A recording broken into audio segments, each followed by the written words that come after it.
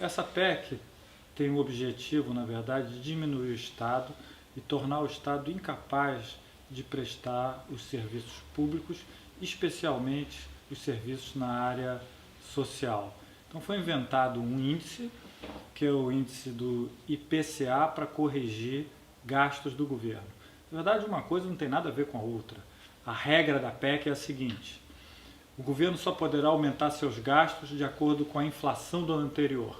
E a inflação do ano anterior, então, será medida pela variação do IPCA. IPCA é o índice de preços ao consumidor. O governo gasta comprando vacina, construindo ferrovias, construindo hidrelétricas e terá agora seus gastos limitados pela variação do chuchu, da cebola, do tomate do ano anterior. Ou seja, uma coisa não tem nada a ver com a outra. Gastos do governo com preços ao consumidor do ano anterior. Mas foi inventada essa relação para, na verdade, limitar os gastos do governo. Eles poderiam inventar qualquer índice. Poderiam colocar, por exemplo, índice pluviométrico no deserto de Saara. Isso também, se fizesse com esse índice, também contrairia os gastos do governo. O importante era ter uma regra para contrair. Eles vão poder variar de acordo com a inflação do ano anterior. O gasto real será nulo. O gasto real medido pelo IPCA será nulo, não haverá mais aumento de gasto real. Isso é gravíssimo. Isso é gravíssimo pelo seguinte: porque, em verdade, a população cresce.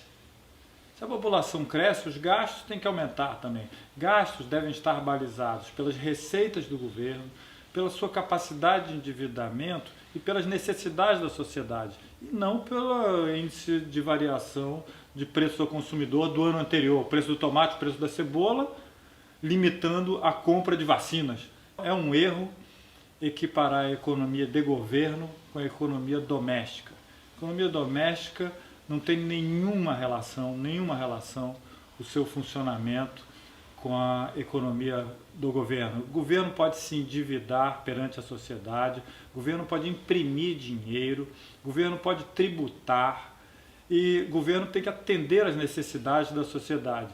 Na economia doméstica há uma fonte de receita que é o resultado do trabalho.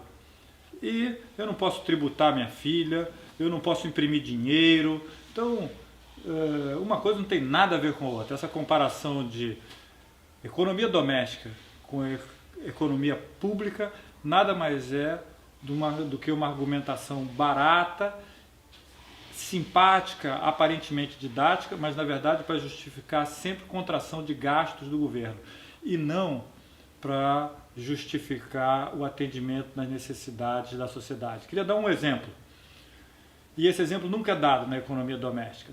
O governo brasileiro gasta bilhões pagando juros da dívida pública. Ano passado gastou 500 bilhões. Com saúde e educação, gastou 200 bilhões. Eu pergunto, se fosse na economia doméstica, um pai de família iria pagar uma dívida bancária ou ia fazer uma compra no supermercado? Ia fazer compra no supermercado, ia deixar o banco a ver navios. Agora o governo não faz isso. Então não tem nada a ver, na verdade, a economia doméstica com a economia de governo. E um pai de família não faria a opção que o governo faz de pagar juros aos banqueiros e contrair na saúde e na educação. Um pai de família atenderia às necessidades dos seus filhos e deixaria o banco sem o dinheiro devido. Essa PEC, na verdade, ela tem que ser rebatizada. Muitos parlamentares, eu já vi até o movimento social chamando essa PEC de PEC do teto dos gastos. Na verdade, essa PEC deveria se chamar PEC do desastre social, porque realmente, se ela tivesse em vigência nos últimos 10 anos, o orçamento da educação seria, em 2015, 70% menor. Ou seja, o governo gastou em torno de 100 bilhões, teria gasto 30 bilhões. Isso significa fechar as universidades, fechar Cefetes, contrair salário de professores, cortar bolsas. Isso seria um desastre. Imagina a universidade, imagina a educação federal pública com 70% a menos do seu orçamento. Pergunte a qualquer reitor se uma universidade consegue funcionar hoje com 70% do seu orçamento. Não consegue nem funcionar com o orçamento que tem, quanto mais com o orçamento cortado a 70%. E na saúde seria outro desastre. Certamente na saúde nós não teríamos o programa Mais Médicos, não teríamos a ampliação do SUS. Todas essas áreas sociais do governo são limitadas ainda. Os avanços foram grandes nos últimos anos, mas são, na verdade, pouco perceptíveis para a grande massa da população brasileira. Mas houve avanços. Na verdade, isso é uma recuperação de 500 anos de atraso. Mas esse caminho da recuperação ele já existe.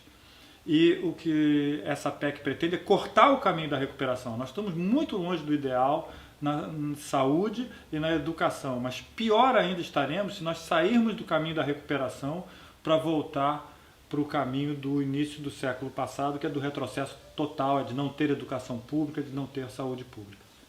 Olha, uma PEC com essa regra, eu não tenho conhecimento nem dos dias de hoje, nem do passado. Ou seja, um governo limitar seus gastos pela variação do índice de preço ao consumidor do ano anterior. Ou seja, isso não tem nenhuma base teórica. Não existe no mundo nenhum país que adote uma regra variando o gasto do governo com inflação, índice de preço ao consumidor do ano anterior. Limitar gastos, alguns países adotaram recentemente. E todos, na verdade, tiveram como resultado o desastre. É o resultado do desastre na Grécia, é o desastre em Portugal, é o desastre na Espanha. Então, o que nós temos que pensar é o seguinte: que modelo é esse que estão colocando no Brasil? Eu penso que esse modelo, na verdade, está apoiado em 3 momentos históricos. Está apoiado no modelo da ditadura militar, que era um modelo de crescimento econômico, mas de arrocho salarial. Esse governo também pretende fazer arrocho salarial no setor público e no setor privado. No setor privado eles vão tentar via compressão do salário mínimo. No setor público na verdade, limitando em breve todos os ganhos, reajustes que o funcionalismo público possa ter. Por que eles querem fazer isso? Porque pensam que isso será uma fonte de financiamento do investimento privado e uma fonte também de pagamento de juros para o setor público, ou seja, se gasta menos com o funcionalismo público, se gasta menos com o trabalhador e, no caso dos empresários, vão poder investir, no caso do governo, vai poder pagar juros da dívida pública. O governo não aumenta a sua capacidade de investimento porque esse governo não está apostando nesse caminho. O governo está apostando que o investimento será feito pelo setor privado e que o governo tem um objetivo, que é o objetivo fiscal, que é reduzir a relação dívida-PIB, que é reduzir juros a partir de uma consolidação, um ajuste fiscal mais amplo. Então o governo não pensa em contrair gastos com funcionalismo público para fazer investimento.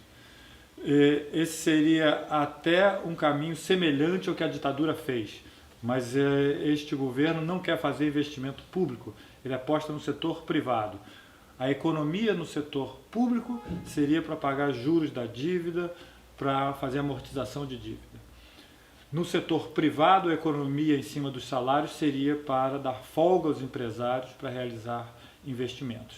Então, eu acho que a primeira perna do modelo atual é um modelo de arrocho salarial do funcionalismo público e dos trabalhadores do setor privado. Existe um outro momento que eu acho que esse modelo também está apoiado, que é toda a onda neoliberal dos anos 90. Aqui no Brasil foi com Fernando Henrique Cardoso, mas Menem, etc., etc., nos países da América do Sul e até a América Latina. Aqui eu acho que a visão é de que nós temos que ter um Estado fraco, um mercado forte, um setor privado valorizado e um setor público desvalorizado. Ou seja, a ideia de contrapor Estado e mercado e público e privado, e escolhendo como beneficiário dessa dicotomia o setor privado e o mercado. E sempre rotulando o setor público, o Estado, como ineficiente. Então, a partir disso aí, A ideia é: vamos reduzir a capacidade do Estado, que já é ineficiente, vamos dar condições ao mercado e ao setor privado para fazer a sociedade se dinamizar. Essa que é a ideia. E eu acho que está apoiado num terceiro momento. O terceiro momento é o momento mais recente vivido pela Europa, agora por esses países que eu mencionei, Grécia, Espanha, Portugal, Itália, etc., que é a ideia de se comprimir direitos trabalhistas, sociais e previdenciários e, com isso, sequestrar parte do orçamento para fazer transferência para o setor privado, através de subsídios, desonerações e pagamento de juros da dívida pública. Então, eu acho que o modelo se resume a isso. É um modelo de arrocho salarial, um modelo de privilegiar o setor privado em detrimento do setor público, do Estado sendo também desvalorizado para ser valorizado o mercado. E a última perna é essa perna do sequestro dos direitos sociais, previdenciários e trabalhistas para se abrir caminho para facilitação do setor privado via desonerações, subsídios e pagamento de juros da dívida pública. A ideia é que o grande fundo que a Previdência Social forma todos os meses seja administrado pelos bancos privados, ou mesmo que as pessoas tenham que fazer planos de previdência privada, porque a previdência pública cairia em total descrédito. E, aliás, na saúde, isso já foi dito recentemente por esse ministro, dizendo que o SUS é muito limitado, que não tem condição de atender a todos e que o SUS será para atender uma pequena minoria e que o que deveríamos pensar era num plano de saúde barato para ter acesso toda a população. Então a ideia é sempre do que o setor privado é capaz de suprir aquilo que o setor público não fará. Mas sobre a saúde, é claro e óbvio que se nós diminuirmos a qualidade da saúde no setor público, o setor privado também diminuirá a qualidade. O setor público, na verdade, tem que ser um parâmetro assim, decisivo, forte, de qualidade, de eficiência nos serviços que presta, para o setor privado também melhorar a sua qualidade e reduzir preços. Então, o dia que a saúde pública for de qualidade e de acesso amplo, certamente o setor privado que atua nessa área vai ter que reduzir os seus preços e melhorar a qualidade. Então, o setor público é necessário, inclusive para quem tem plano de saúde. Olha, a educação pública, que é de responsabilidade do governo federal, tende a minguar. Se nós vivemos um período de expansão com mais de uma dezena de novas universidades federais, se dobramos o número de professores de vínculo federal, saímos aí nos últimos 10 anos de algo em torno de 45 mil professores para 90 mil professores, a ideia agora é estancar contratações e comprimir salários de professores e do funcionalismo também da educação. Então, pelo lado da universidade e de todas as instituições federais, eu diria que é um futuro de grandes dificuldades assim, para professores e pesquisadores. E também para os alunos, porque penso que as bolsas serão mais restritas, terão um valor menor. Então, a universidade e as instituições públicas que dependem do governo federal dependem, em verdade, de orçamento. Isso.